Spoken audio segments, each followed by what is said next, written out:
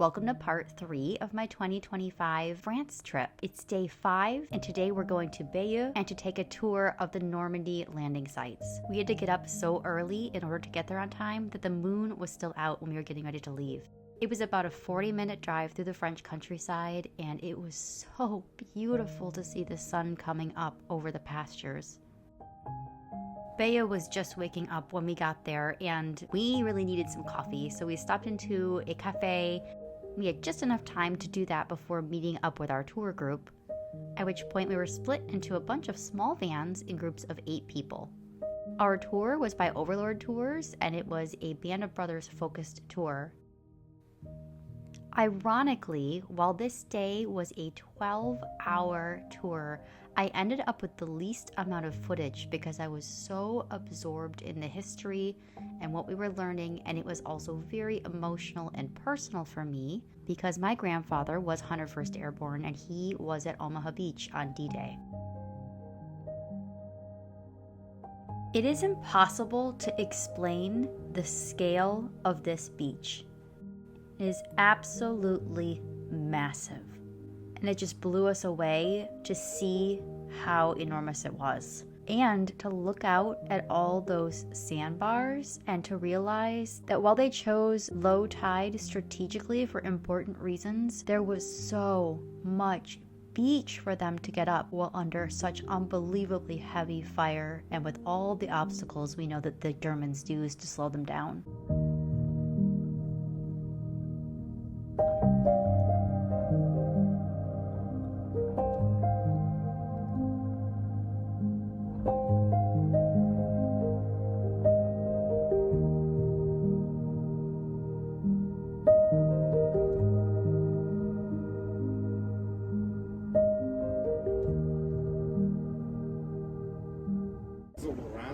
Those are the walls of the missing, with all the names of American soldiers that went missing during the Battle of Normandy. Their bodies were never found, essentially. So you have 1,557 names on this wall right here, and then you have an additional 498 names at the second wall of the missing, at the second American military cemetery. So the American people, they still officially have more than 2,000 men considered to be missing in action in Normandy. So on this wall down below, 38 names have been marked. He was describing the way that they mark the names when they have finally recovered a body and matched it to a missing soldier. There's a little brass rosette that they put right next to the name, and I think that's a lovely way of marking those that they've been able to find.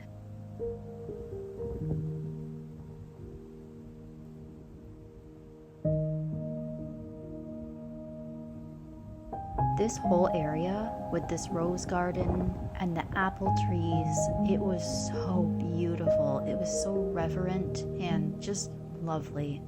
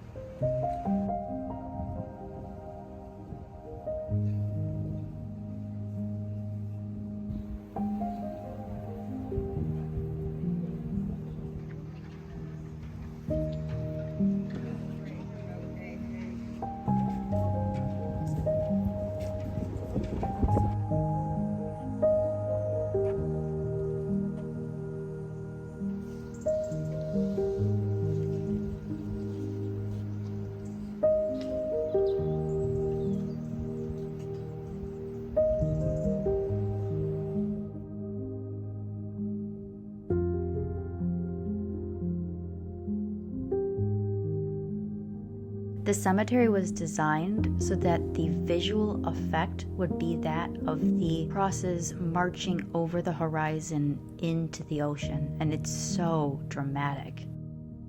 We were hurrying a little because we had to meet our group back at the van, but we were able to get a photo of the ceiling of the rotunda, this beautiful mosaic. And while editing, this quote came to mind: "In this life, the brave ones die, the smart ones go crazy, and the world is full of happy fools."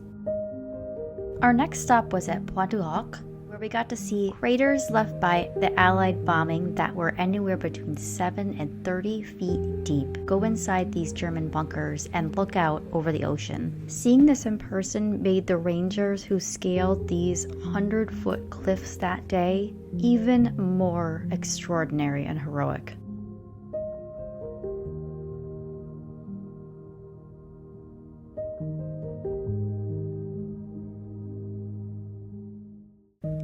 This little unassuming church was right in the thick of it and has become known for many things, including the poor paratroopers who got stuck on this roof, which is why there's a dummy on the roof today. And inside are some of the most stunning memorial windows I have ever seen.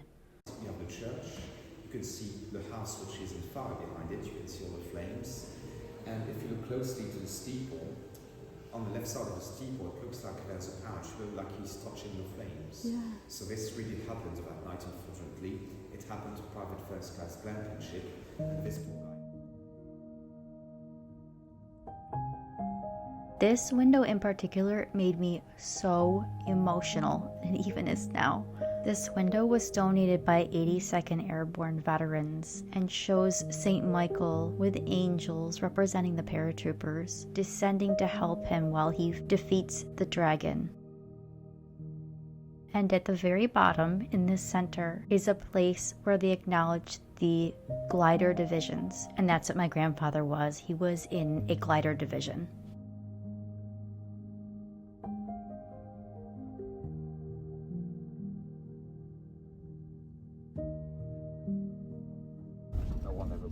Bought it. So it's abandoned, but we are still allowed to get in to do a photo matching. Luckily enough.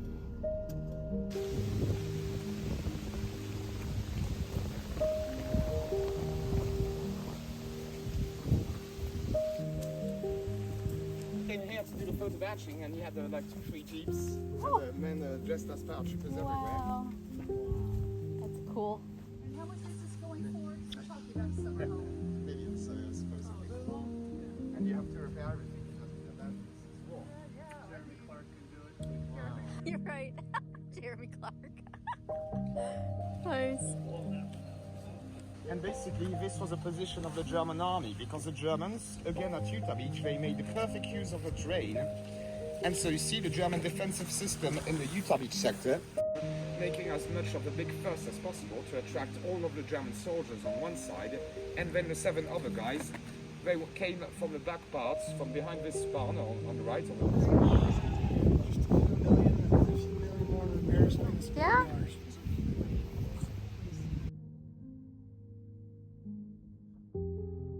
Of course, if you're a Band of Brothers fan, then you know the importance of Breakcore Manor. It was just amazing to stand here and look out over this field. It was a bit of a mud pit, so we did not go walking through it, but it was extraordinary to see it in person. And we did get to see one of the very few statues there are of Richard Winters. The last part of the tour involves one of the most incredible stories I've ever heard. On D-Day, U.S. Army medics Robert Wright and Kenneth Moore of the 101st Airborne Division parachuted into Normandy unarmed. Both became separated from their units but found each other in the village of Angoville-au-Pont near Utah Beach. Together they established an aid station inside the church of Saint-Côme and Saint-Damien, marking it with a Red Cross flag. Despite limited supplies and using improvised materials, they courageously treated over 80 wounded people, not only American soldiers, but in a truly unprecedented move, they also cared for German soldiers and of course some French residents. A mortar shell landed inside the church after falling through the roof, but miraculously failed to explode.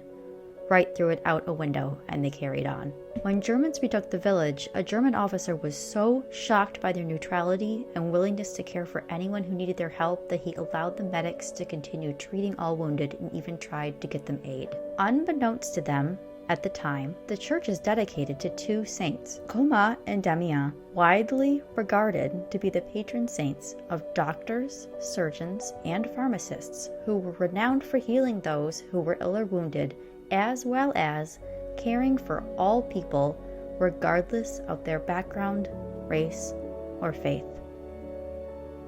So is it not truly extraordinary that these two young men decided to help everyone that they could, no matter who they were, in a church dedicated to two saints who lived that out in their own lives?